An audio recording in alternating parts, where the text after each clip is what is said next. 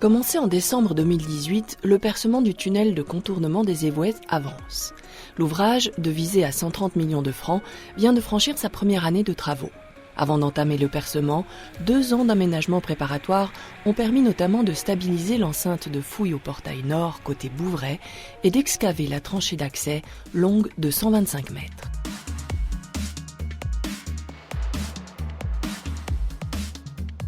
Les grandes étapes dans ce projet, l'élément principal, c'est le tunnel qui est long de 657 mètres.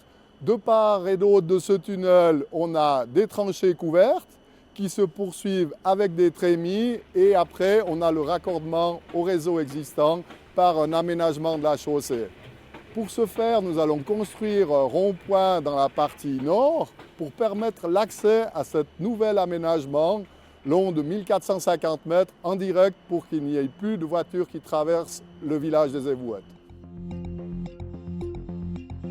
La grande particularité des travaux de percement est qu'ils se font en terrain meuble. Il s'agit donc de consolider préalablement le sol sur le périmètre et le front du tunnel par injection de ciment à haute pression. Le matériau monolithique sol-ciment ainsi obtenu permet de creuser le tunnel sans craindre d'éboulement. Un terrain meuble, ça veut dire que c'est un matériau en fait qui n'a peu ou très peu de cohésion, il est pulvérulent, granulaire, et lorsqu'on creuse, il aura tendance à s'ébouler. Et pour éviter de ça, on va employer une technologie qui s'appelle la technologie du jetting. Le jetting va nous permettre de consolider à l'avancement le terrain pour éviter que lorsque nous allons faire les étapes d'excavation, le sol s'éboule sur les ouvriers. En détail, si vous voulez, la méthodologie du jetting, c'est en fait une injection de ciment à haute pression dans le sol. Et le but de cette injection dans le sol, c'est de former une colonne monolithique qui est composée du sol et du ciment injecté pour nous permettre après d'excaver en toute sécurité pour les ouvriers. Le tunnel est donc percé dans un environnement géologique spécifique. Une attention toute particulière est portée par les professionnels de la géologie.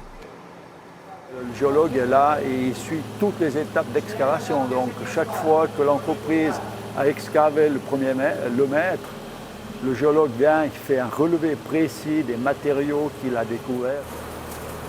Le risque serait d'avoir tout d'un coup une poche d'eau qui arriverait dans la partie du front d'attaque lors des excavations. Ça serait surtout ça, quoi.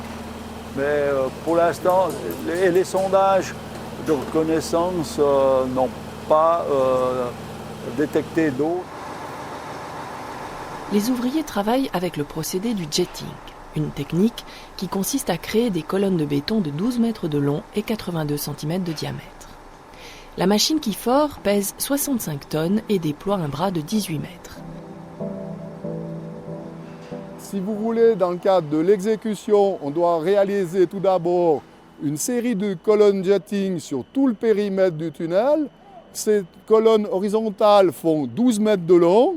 Ensuite, d'une fois que ces colonnes sont réalisées, nous pouvons procéder à une étape d'excavation qui fait 1 mètre. Nous mettons en place le béton projeté, ensuite les cintres et nous remettons ensuite une nouvelle couche de béton projeté entre les cintres pour consolider le tout.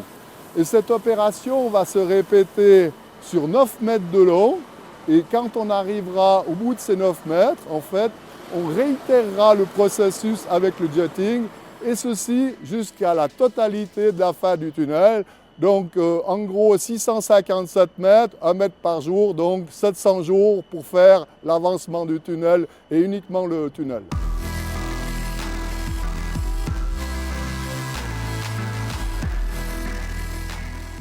Actuellement, 15 600 véhicules transitent quotidiennement par les Évouettes.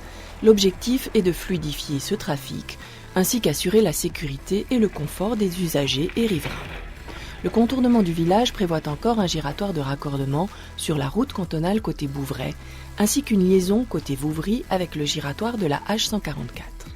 Ces travaux avanceront en parallèle au percement du tunnel pour une mise en service de la déviation des Évouettes prévue à ce stade au premier semestre 2023.